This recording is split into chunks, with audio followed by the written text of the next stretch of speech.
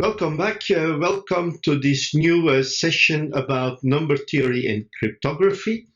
In this session, I will define the basis of modular arithmetic, and we will use the definition that we have here in the later parts of this chapter. So first of all, we have to define what modular arithmetic is about. Now, like I said, in some cases, we're only interested in the remainder, and in that case, the only result we want to know is R is A modulus B. Now, when we look back at the example that I talked about before about the clock, the time I was making this presentation was 7:40 in the morning on October the 22nd, of course, in the year 2020. What would be the date and time when we add 120 hours?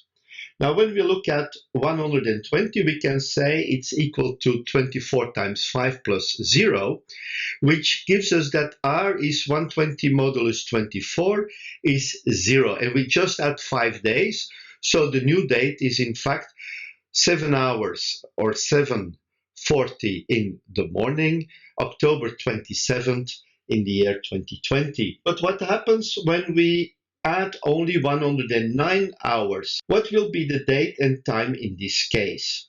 So when we look at this again, we see that we say that it's 109 is 24 times 4 plus 13. Now we have a remainder which is equal to 13. So we can say that R is 109 modulus 24, which is equal to 13. So basically now we add 4 days and 13 hours, which brings us to a time of 2040, and we are on October the 26th in the year 2020.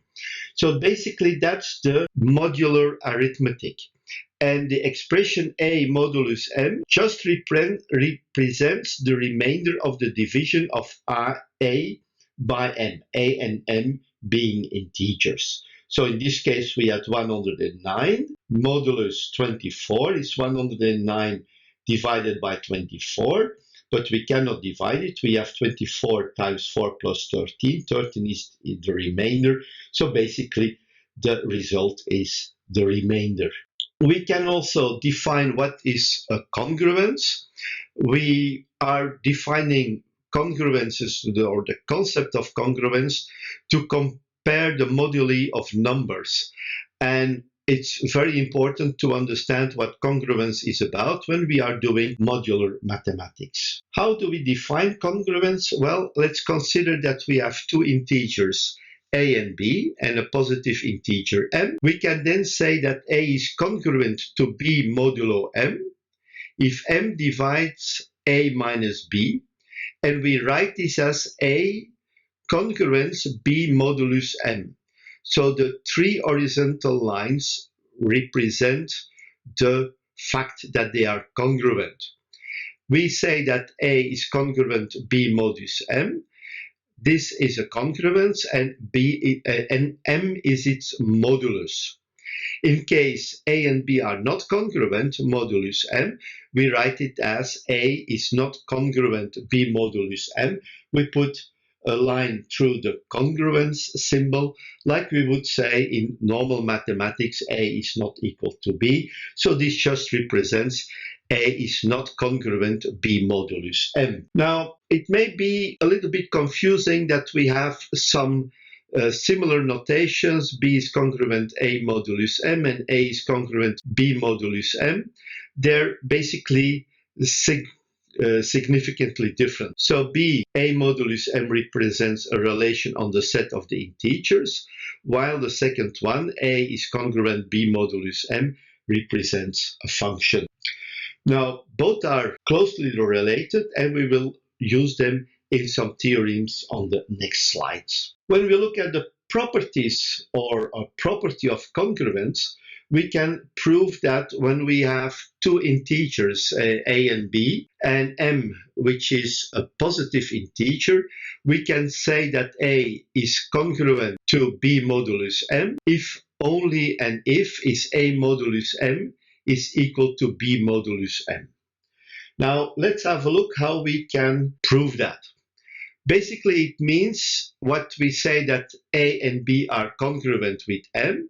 that a and b have the same remainder when they are divided by m. So let's look at some examples. We have a equals 24, b is 16, c is 13, and m is 8. Now let's say that 24 is congruent to 16 modulus 8. Since we have a minus b, it's 24 minus 16, which is 8, is divisible by m, which is 8. This also means that both have the same remainder when divided by 8. So 24 modulus 8 is 0, and 16 modulus 8 is also 0. Now, when we look at the other number, c, we can say that 24 is not congruent to 13 modulus 8.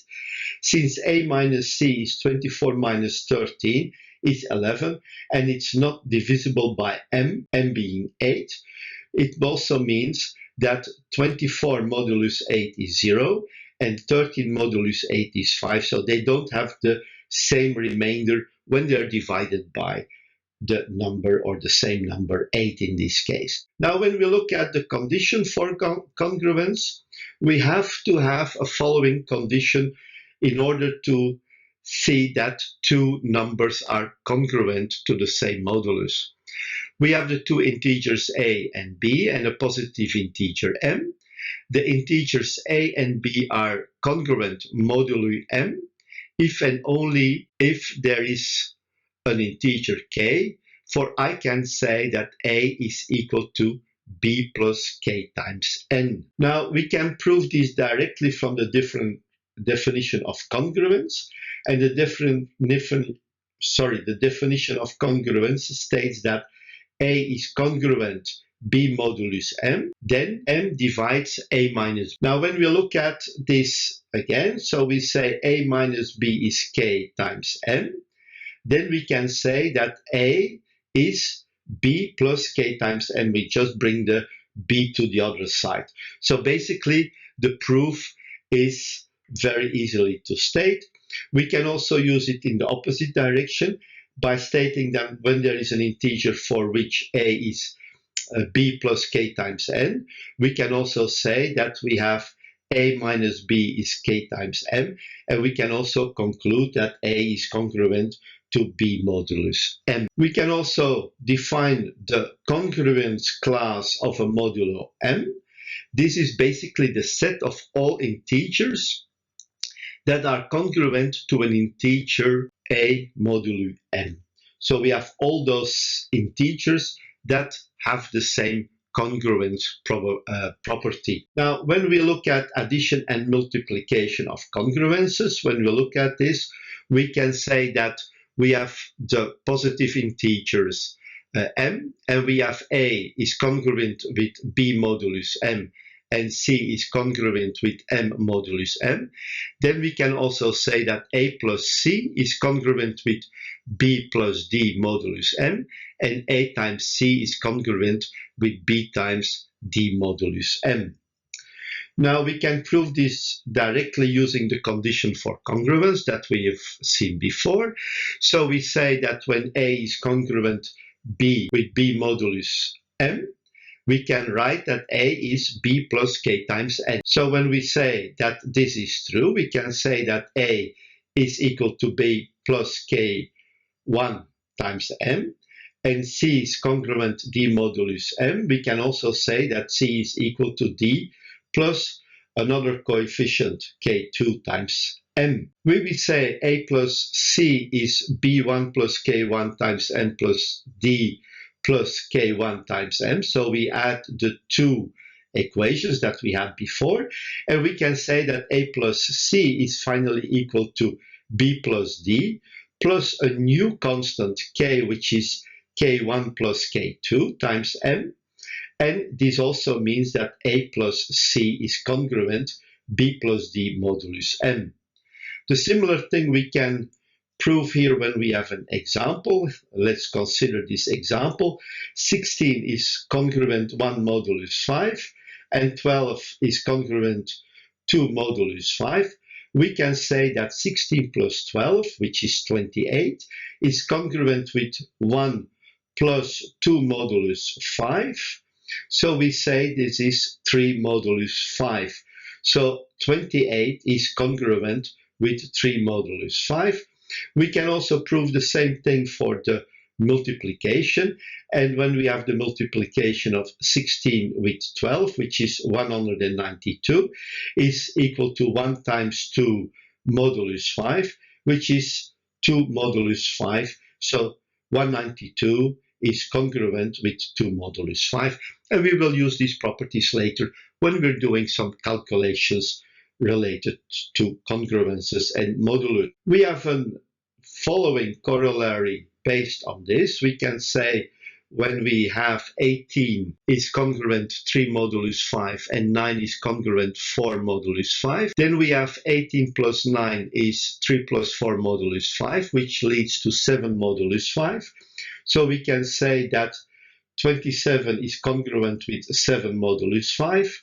Since we know that a plus b is equal to 7, we can also say that 7 modulus 5 is 7 is equal to 2 plus 1 times 5. So basically, that's what we find in this expression. We also deduct the following relations to the addition and the product of congruences. When we have a positive integer m and the integers a and b, then we can say that a plus b modulus m is equal to a modulus m plus b modulus m modulus m. And we can also write that a times b modulus m is equal to a modulus m times b modulus m modulus m. So these are properties we're going to use when we are doing the mathematics with the modular mathematics, and we will use them later in the next paragraph to calculate the modulus of larger numbers. Now, when we look at the things we did in this session, we defined a lot of important elements about modular mathematics or arithmetics. In the next session, we're going to talk about the arithmetic modulo m, and that will be the final part of the first paragraph. Anyway, it's a little bit more complex than we had before. The modular mathematics is not so easy. You have to understand what we've seen in this session very well. If you have some doubts, review it.